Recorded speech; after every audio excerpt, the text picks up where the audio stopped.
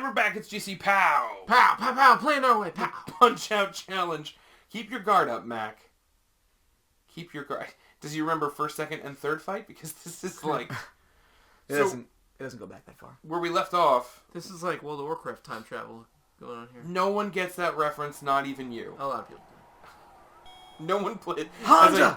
I've got to do something about your kids! Come with me! What, do they become jerks or something? We actually, while trying to come up with a name for the little show that we have here, POW, one of the things was, what was it? Like something with the Battlelands or something? And you were like, oh, people, it's a Warcraft thing. And I was like, nobody plays Warcraft anymore. And you were like, there's literally 8 million subscribers to World of Warcraft. There are. I apologize, but I still don't think you're all playing. I think it's one person with several computers. And he's just mining for moose knuckles. Those are currency, actually. In the World of Warcraft, of course they are. Those in Hot Pockets. We're trying to get... that is a running joke that will never get old. Bad pan. Dong. I'm sorry, Ian, go ahead. I was trying to get the Sword of 1,000 Truths. Sword of 1,000 Truth. I found that in the Stick of Truth. Yeah, it's like $2 is what it sells for. Tom, you were trying to explain to me Rambo in the last episode. Well, the first Rambo is a work of art because it explains the plight of the American soldier following Vietnam and how everyone treated him like garbage and everything like this. And Brian Dennehy's in it. Brian Dennehy, well, why not? Yeah, well, he's one of the best. But, so First Blood Part 1 is great. And then First Blood Part 2, because that's a lot of people think that it's called Rambo and Rambo 1, 2. No, it's called First Blood and First Blood Part 2. It wasn't until they changed the title of the film series that it went downhill. Because Part 3 wasn't called First Blood 3, it was called Rambo 3. And he goes and, helps the Taliban, essentially. In the third movie? Well, because keep in mind, it's... When was it? How many Rambos are there? There are 4. Okay. There were 3 in the 80s. Okay. And then one came out in 2007. Right after Rocky Balboa. And that was great. But the third one, it was the late 80s, the mid 80s, whatever. And the Soviets are in Afghanistan. Right. And, we're secretly aiding the Mujahideen resistance, which would later become the Taliban and a bunch of other crap, which we didn't know at the time. Because, Right. the whole idea was, and it was actually... the Carter administration that first came up with the idea to give the Soviets their Vietnam, if you will. Oh, really? And by aiding the resistance, because the Soviets and the Chinese were aiding the resistance in Vietnam. So that was the goal, was to create a long, bloody, drawn-out conflict that would, economically and morally cripple the Soviets. You can't really morally cripple the Soviets because, well, the people have already, their spirit was broken long ago. Well, let's look on the screen. Yeah. They got plenty of spirit. There you go. No, that's a pop. He's got plenty of pop. So Pop off. Anyway, that's where he goes and helps the freedom fighters. Air quotes. I didn't realize that they actually, aside from the Vietnam referencing, grounded it so much in the current event at the time. Yeah. Well, part 2 was so cool because he literally went back to Vietnam, and the whole thing is everyone's complaining about how he goes on a tear and destroys all the Viet Cong. Well, wait, when in the first movie he's back from a tour of Nam, is the Nam over yet? Nam's been over for a couple of years, and he's one of those guys that's trying to get back to life, but, he's never really left the war, and it's not his fault. I mean, Right, they push him too far. And people are, keep in mind, there was a mindset among some Americans, not all, that, these guys are to be looked down upon and treated as, a bunch of nasty things. Meanwhile, they were just guys that were sent to do something that they necessarily did not want to do. Yeah. And then a misunderstanding happens, and he ends up having to fight the entire, Minnesota National Guard or whoever it is. Yeah. And of course he beats them. Was there body count in the first movie? He didn't kill anyone. Did he kill anyone? I don't think he killed them. I feel like there is. I don't remember. There was a huge body count in 2. 2, Well, in 2, he goes back to Vietnam to rescue POWs. He kills half of Southeast Asia in 2. I've never seen... I've seen a huge chunk of the first Rambo. There's even a part in 2 where he goes to Japan by accident, and they have to stop him halfway through going, no, no, no! And he's like, I don't know if he's telling the truth or not. He goes to an anime convention. Someone asked for a photo. Nice. And, for you. Yeah, that was a good one. And Stallone believes that the camera steals your soul, so he immediately just punches the kid.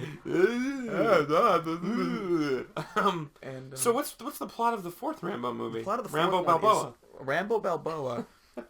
In Rambo Balboa, Rambo is still living overseas, and he's on the border of I want to say Cambodia. It's one of those countries that's being oppressed, and there's genocide going left and right. and a bunch of humanitarians come through, and they believe that they can make a difference in this war-torn region. So they go to hire him as a guide, and immediately no one Rambo knows River like he does. Exactly. Rambo's the voice of reason, so the guy's like, "You there, brute? You'll take us." And he tries to convince them not. He goes, and they took that completely logical statement. He doesn't speak English. No. And my favorite part in the beginning is when the bad guys are literally about to kill all of them and like rape the one woman, do all kinds of terrible stuff, and the sissy, the dean, is like, "Listen here, you. Yeah, let us have tea and talk." And Stallone just nonchalantly pulls out a gun and kills them all. And then he goes, "I'm going to report you to UNICEF," or whatever it was. He gets all angry at Stallone, and Stallone's like, "Blah, blah, blah," and then leaves. This is what has happened. And so then he just goes back and saves them or something. Well, yeah, they end up getting into trouble. Yeah. And then, by the way, we should have said spoilers. The movie's been out long enough. It's a great film. Yeah. Well, there's a great moment in it where he admits to himself that all the murdering that he did in the first 3 films and the prequel, the Vietnam War, which they never made the film about. Right, of course. That he actually enjoyed it, and that is him, and he's only at home when he's committing genocide. Really? So he fashions his own machete out of like a car axle, because that's like all that's there. And my favorite part is, he goes and rescues all these. They had mercenaries to save them, and the mercenaries are all failing. And so Rambo, they're like, "You there, old man?" He's like, "Well, and he destroys everyone. And the best part is, there's one of those Cambodian or whatever villainous Asian soldier. Sure. Has got the .50 caliber machine gun, and he's like winning it. On the back of a Jeep, and then you just see slowly creeping up behind Stallone, slowly like the creature from the Black Lagoon, and he's like, "Arr!" And the guy looks, and he just takes his head off with his car axle machete. It looks like he punches it off. Really? He does. The head goes before the head hits the ground. It's a gore-tastic film, right? Well, before the head hits the ground, he's already on the .50 cal, and he mows down like the entire Cambodian the guy's arm. body pinned between him and the .50 cal. He's on his hands. And he's wearing it as a hat. Doesn't he turn on driver first? I don't remember. No, yeah, what? I think I've seen he that shoots scene. the driver with the .50 cal. And keep in mind, point-blank these range. are bullets. These are bullets that are, they're the size of like a toilet paper roll. Yeah. Like, these are big bullets. And he's just, taking everyone out. And he ends up winning the entire genocide himself. winning the genocide. Oh, wow. And at the end, he decides to go back to America to kill more. to find Brian Dennehy's sons and finish the job he started. And I'm hoping they make a Rambo 5, but instead we got Grudge Match. Grudge Match is Rocky versus Raging Bull.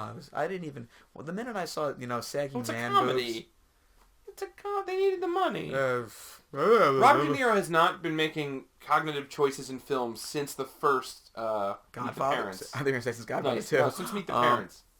He has not been making positive choices. I wouldn't even call that a positive choice. No, it wasn't. That was the first bad decision. I think the last good thing he did was that Harold Ramis film. Wait. Pacino was in a Harold Ramis film? No, they're not the same guy, despite popular belief. I'm sorry, yeah, De Niro was in a Harold Ramis film? Analyze this. Oh, really? Analyze this. Was a Harold Ramis film. And you hated it. Well, I didn't see it. Okay, it was no Groundhog Day. Billy Crystal has a certain kind of character he can play. Yeah. It was a small one-eyed monster. It was 90% that character, and it was De Niro being something other than De Niro. Originally, Jack Palance was supposed to be in the De Niro role. That would have been a whole different movie. It was going to be City Slickers 3. Yeah. De Niro didn't play De Niro in that movie? Man, I gotta stop talking about it. Sure he played... It might have been the first time De Niro played De Niro. De Niro didn't play the character he's always been playing. He wasn't like... He was a lampoon of a mob boss. The fake crying, all the stuff that wasn't acting. It was just like him phoning that role in was what that role called for, and he did it well. And then he went on a tangent of phoning roles in after that. By the way, I'm about to lose to Soda Popinski. Again?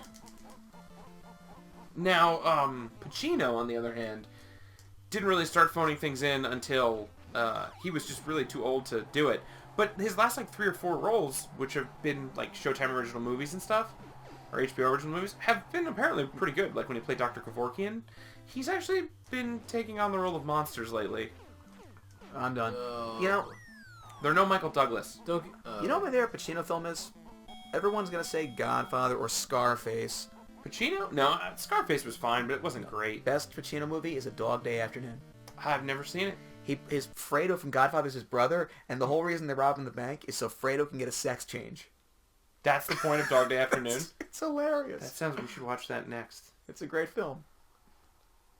Well, next time on GC POW, we will be watching as Tom Hanley once again battles Soda Popinski.